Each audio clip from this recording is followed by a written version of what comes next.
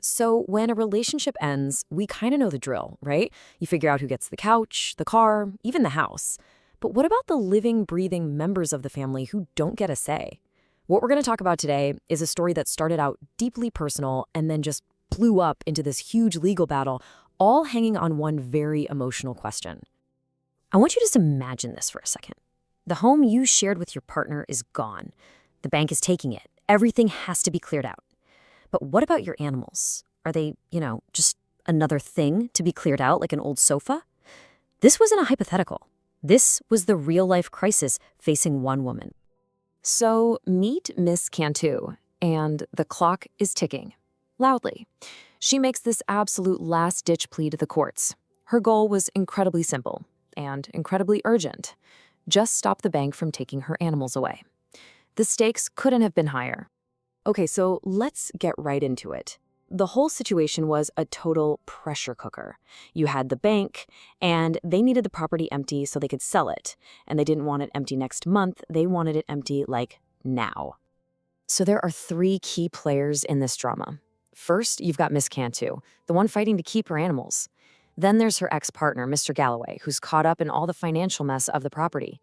And finally, you have DeoBank, which now legally owns the house and is just trying to protect its investment. Now, the whole problem boils down to this legal phrase, vacant possession. It basically means that for the bank to sell the house, it has to be totally, completely empty. And here's the kicker. In the cold, hard eyes of the law, completely empty means, well, completely empty. The animals had to go. But for Miss Cantu, these weren't just items on a checklist. They were family. Okay, so this is where the story gets really complicated.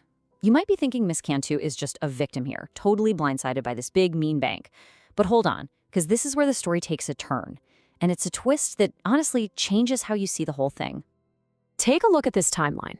The relationship ends way back in late 2022. By the middle of 2024, that's almost a full year before she ran to the court. Miss Cantu was officially told the house was being repossessed and that everything, including her animals, had to be out. So let's get this straight. This was not a surprise. And right there, that's the million-dollar question, isn't it? She had months, an entire year almost, to find a new place for her animals. So why? Why wait until the absolute 11th hour, creating this massive crisis that pulls everyone into an emergency court hearing? That question is just hanging over this entire case. So now we're in the courtroom. And this isn't some black and white good guy versus bad guy story. Not at all. What you have here is a head-on collision between two arguments that are both, well, pretty reasonable. So on one hand, you have Miss Cantu's argument, which is pretty straightforward. Look, these animals are legally my property, and you can't just take my property. That violates my rights. I'm not saying I won't move them. I need a little more time.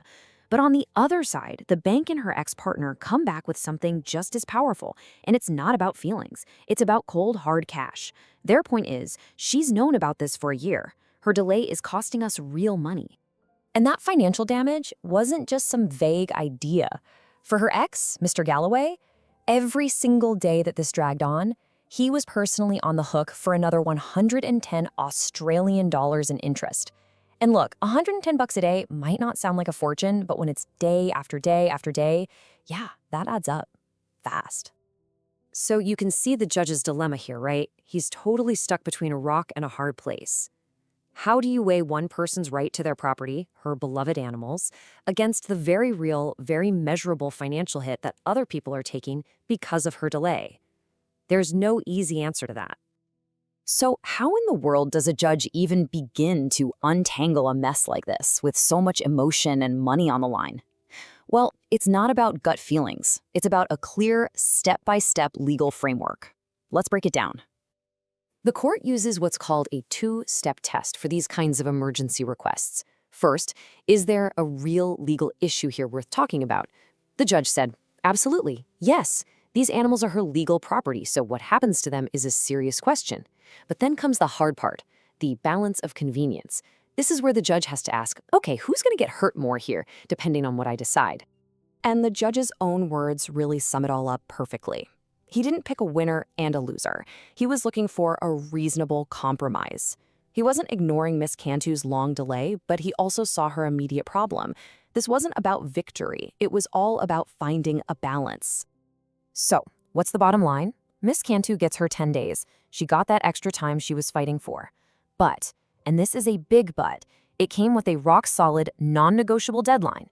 This wasn't a blank check. It was a temporary reprieve, and if she missed that deadline, the consequences were crystal clear. Okay, so the immediate drama is over. But a case like this, it's packed with lessons that, honestly, any of us could use. It's more than just a court decision. It's kind of a roadmap for what to do and what not to do. So let's pull out the big takeaways here. All right, first thing, and this might sound a little cold, but stick with me, legally, your pet is property. I know, it feels weird to say, but in a courtroom, that's actually your superpower. Why? Because the law is designed to protect property rights. So that classification, as unemotional as it sounds, is the legal hook that gives you the power to stand up and fight. It's the whole reason Miss Cantu even had a case. Takeaway number 2 is so simple but so important. Deadlines are not suggestions. I mean, the entire crisis here was created because she waited nearly a year. In legal and financial matters, waiting until the last minute isn't just a bad habit. It's a huge gamble that can backfire spectacularly. Acting early is always, always the smarter play.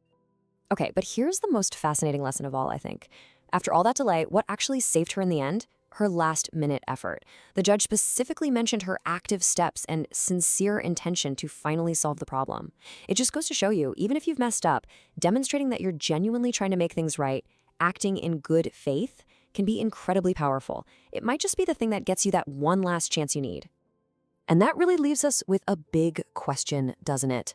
The judge called his decision a reasonable compromise, but was it really fair?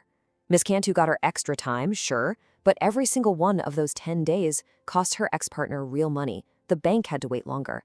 It makes you wonder, when you're dealing with a tangle of laws, money, and powerful human emotions, maybe a perfect, fair outcome is impossible. Maybe the best you can hope for is just finding the path that causes the least amount of pain for everyone. What do you think?